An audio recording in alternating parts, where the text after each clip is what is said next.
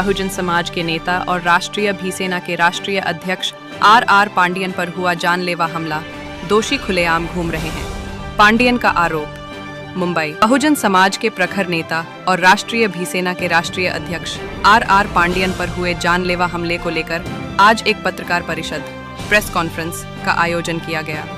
इस दौरान पत्रकारों से बातचीत करते हुए आर पांडियन ने अपनी नाराजगी और पीड़ा स्पष्ट शब्दों में व्यक्त की। उन्होंने कहा, मुझ पर साजिश के तहत जानलेवा हमला किया गया, लेकिन आज तक हमलावर खुलेआम घूम रहे हैं। क्या हमारे समाज के नेताओं की जान की कोई कीमत नहीं? मैं सरकार से मांग करता हूं कि दोषियों को तत्काल गिरफ्तार किया जाए। पांडियन ने इस हमले को सिर्फ व्यक्तिगत नहीं, बल्कि बहुजन समाज के मान सम्मान और संघर्ष की आवाज को दबाने की कोशिश बताया। उन्होंने ये भी आरोप लगाया कि कुछ ताकतें बहुजन समाज के एकजुट होते स्वर को देखकर डर गई हैं और इसलिए ऐसी कायराना हरकत की गई। पांडियन ने सरकार से सुरक्षा की मांग करते हुए कहा कि अगर बहुजन समाज के नेताओं को ही न्याय नहीं मिलेगा तो आम जनता का भरोसा कैसे बचेगा।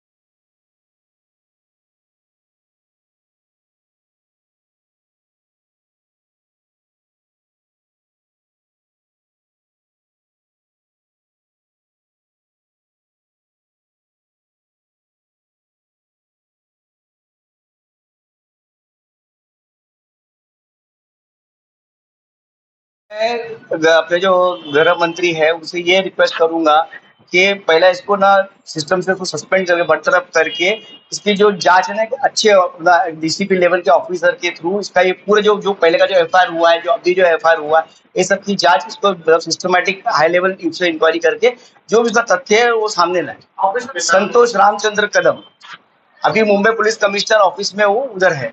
पर्सनल दुश्मनी कुछ नहीं है, वो एक मतलब के सिस्टम का एक प्यादा है। उसने क्या किया है कि मुझे जब वो जो बार का मुद्दा जब चल रहा था तो उस टाइम मुझे उसने बुला के मुझे बोला था कि ये जो बार का मुद्दा तुम हटा दो, इसको बंद कर दो, बोला तो तकलीफ होगी। तो मैंने उस चीज को माना नहीं, मैं एग्री नहीं हुआ, क्योंकि पूरे वाशी से कुछ जो वाशी से जो कुछ ऑफिसर्स थे, वाशी बेटा बहुत बड़ा था, तो आते थे इधर मिलते थे, तो यहाँ से उनको कुछ उनकी सब सेटिंग हुई, वही भी मतलब उनका जाना। तो क्या हुआ उस टाइम उनका क्या आपस में साटे लोटे हुए कि उस टाइम उन्होंने ये मुझे बुला के बोला कि भाई पांडे ये सब तू बाहर के मुद्दे से दूर रहे तो वो तकलीफ में आएगा। तो मैंने एग्री नहीं किया।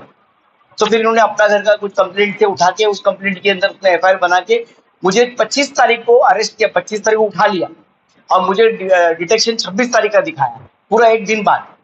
वो सब पूरा एविडेंस मैंने जमा किया, पूरे एविडेंस एक एक इसका एविडेंस है जमा किया।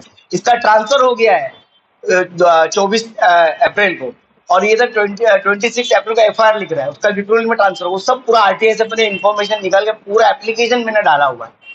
कोर्ट में भी आपने देखा, हाईकोर्ट में भी ऐसा है ना कि पैसा देके डेट आगे पीछे कर सकते हैं। अभी हमने डेट डाल के एप्लीकेशन डाला, पिटीशन, उधर जब डेट आता है तो डायरेक्ट रीच नहीं होता, डायरेक्ट 90 नंबर 60 नंबर ऐसा होता है कि रीच ही नहीं होता। देखो ये पूरी तरह से ना षड्यंत्र है मेरे खिलाफ, क्यों मैं आए दिन कुछ ना कुछ मुद्दा उठाता हूँ जो मतलब के लोगों के हित का रहता है या जिस पर सिस्टम के खिलाफ रहता है। अभी हम लोगों ने जो SC/ST का जो मुद्दा था वो भी हमने उठाया, जिसके अंदर 20 साल से हमारा मतलब जो बाय लॉज है, मतलब हमको आरक्षण दे दिया, पर उसका जो लॉ बनाना था, लॉ नहीं बनाया। उस मुद्दे को लेकर अभी रिसेंटली वही चल रहा था। इसका मतलब सिस्टम के अंदर मतलब हमारा लेटरिंग थ्रू सब चल ही रहा है, भले हम आंदोलन मोर्चा नहीं कर पा रहे, लेकिन हम लोग पेपर वर्क से मतलब संघर्ष चालू है। तो ये सब चीज को कहीं ना कहीं रोकना चाहिए, क्योंकि ये सब मतलब मुझे कहीं ना कहीं मतलब आड़ा डालने के लिए सब किया जा रहा है। देखो अम्बेडकरी मूवमेंट में पहला बहुत एकता थी, लेकिन जब से कुछ जो अम्बेडकरी नेता, जो बहुजन नेता बीजेपी के गोद में जाके बैठ गए, उनको लॉलीपॉप दे दिया बीजेपी ने, तो आप किसी अम्बेडकरी मतलब तो लोगों को मारो भी हो, अत्याचार भी हो, तो कोई आवाज नहीं उठाता। क्यों? क्योंकि लॉलीपॉप दिया, वो चूसते बैठे हुए। इसकी वजह से हमारे पास अगर और भी हल्ला होगा, हमारी जान भी चल जाएगी, तो कोई आदमी हिलेंगे नहीं। क्यों बोलेगा अरे वो ये है, वो ये है, सब पार्टी के नाम से, इसके नाम से, जाति के नाम से लोग डिवाइड करके लोग काम करते। वही तो बोल रहा हूँ ना, इन्होंने उस चीज को, जैसा मैंने उनका नाम बोला कि मुझे इस पर डाउट है कि जो कदम ने किया है, तो इन्होंने क्या किया, उसको लिपापोती कैसा करेंगे। तो इन्होंने उस तरह का मतलब, जैसा मैं चला गया 4:30 बजे, अचानक 2 आदमी आ जाते हैं, खुद ही बोलते हैं कि मुझे पांडन ने मारा, और इनका उन्होंने मेरे को बुलाया भी नहीं, कुछ क्रॉस केस ले लिया, मतलब मेरे खिलाफ 24 ले लिया, और प्लस क्रॉस तो ले लिया, दिखाया भी नहीं कौन है, क्या है, कैसे लोग थे, क्या उसको मतलब पकड़ा भी, उसका रॉड भी रिकवर हो गया, और तो जेसी भी हो गया, और तो बेल भी हो गई। इतनी बड़ी बात है, वो बेल भी हो गई, सोचो, वो भी लोअर कोर्ट से 26। देखो जनता तो सेफ नहीं, आपने देखा है कि एडमिनिस्ट्रेशन अपना पूरा फेलियर है। ये पूरी मतलब एक सरकार जो बनी है, जितने लोग ने बनाया है, आपने देखा होगा टूटी फूटी जोड़ तोड़ के सरकार ये लोग बनाए, भले स्पष्ट बहुमत बीजेपी को मिला भी है, लेकिन आपने देखा होगा इसका मतलब पूरा मेन एजेंडा इनका क्या है, आपको तो मुझे समझ में नहीं आ रहा। लेकिन क्या ये जो कानून व्यवस्था है ना, चरमराई हुई है। इन लोगों ना, सब जितने भी लोग मंत्री लोग बने हुए हैं, सबको ना ईडी का डर दिखा दिखा के ये सब सिस्टम में लाए हुए हैं, और वो लोग डर के मारे ऐसा है कि मुझे नहीं लगता है मतलब कि लोगों का भला होगा इसके साथ। देखो अभी मैं प्रेस कॉन्फ्रेंस के थ्रू अपनी जन जागृति कर रहा हूँ, और मैं अपने सभी भीम सैनिकों को अपील करूंगा कि इस मुद्दे को मतलब शेयर करें, जो मुद्दा चल रहा है उसको शेयर करें, और जो अभी जो सरकार है उसको जगाए। नहीं उसके बाद भी कुछ होता है या उस पर इंक्वायरी नहीं बैठती है, तो हम लोग जो अम्बेडकर गार्डन है वहाँ पर मतलब आज 10 दिन का हमने टाइम दिया है, उसके बाद आपको इन्फॉर्म करेंगे। हम उधर भूख हड़ताल पे बैठने वाले, और पूरे महाराष्ट्र से अपने जो भीम सैनिक आके उधर बैठे। सरकार से ये डिमांड है कि जो मेरा जो अत्याचार हुआ है, जो हो रहा है जानबूझकर, ये मेरा दूसरा हल्ला है। इससे पहले भी 2022 में मेरे पे हल्ला हुआ था, मेरी गाड़ी पर हल्ला हुआ था, उसका मैंने फुटेज भी दिया, तो भी उसमें कोई गिरफ्तारी नहीं की, वो भी ट्रॉम्बे सेक्शन में हुआ था। कोई गिरफ्तारी नहीं हुई थी, कुछ नहीं हुई थी। वो भी मैटर ऐसे ही दब के चला गया, नॉर्मल एनसी लिया उन्होंने। बल्कि फुटेज मिला था, फुटेज किसने तोड़ा उसका फुटेज मिला था, उसको गिरफ्तार भी नहीं किया, कुछ भी नहीं किया। उसके बाद मैं जेल चला गया था, तो वो पूरा मैटर दब गया। उसके बाद अभी वापस आया हूँ, तो अभी दूसरा हल्ला है, पहला हल्ला नहीं दूसरा हल्ला है। अभी भी मतलब पुलिस लीवापोती कर रही है। मतलब मैं यही बोल रहा हूँ कि ये जानबूझकर हो रहा है मेरे पर, और ये सोच समझ कर हो रहा है। बिल्कुल बिल्कुल, बहुजन समाज का आवाज तो दबाया जाता है, आज से नहीं सदियों से दबाया जाता है। जो भी बहुजन नेता भी, आज मैं पढ़ा लिखा इंटेलेक्चुअल हूँ, हर बात पे उनको आंसर दे सकता हूँ, तो ऐसे लोग को लोग नहीं चाहते कि आगे बढ़े। बिल्कुल असुरक्षित महसूस होता है। अभी मैं घर से निकलता हूँ तो डर लगता है, पता नहीं कोई नया चेहरा दिखता है तो पता नहीं कौन होगा क्या होगा। तो डर तो लगा ही रहता है, क्योंकि मेरे परिवार मेरी 4 बेटी है, मुझे उसका भी डर लगता है। पर इन लोग उन लोग उनको सुरक्षा नहीं देंगे, हम लोग सुरक्षा नहीं देंगे। ये लोग देते किसको, जो ऑलरेडी वीआईपी, जो ऑलरेडी जेड उनको ही सिक्योरिटी बढ़ाते हैं लोग, जिसको जरूरत है उसको नहीं देते। सर मैं इस री इन्वेस्टिगेशन हो, यही तो मेरी मांग है। कोर्ट का रुख नहीं करेंगे हम, पहला सड़क पे उतर के जन जागृति करके सिस्टम को मोड़ने की कोशिश करेंगे। सिस्टम खुद इसकी दखल ले और एक अच्छे ऑफिसर को अपॉइंट करे जो नॉन करप्ट हो, और इसका इंक्वायरी करे, जो सच है वो सामने लाए।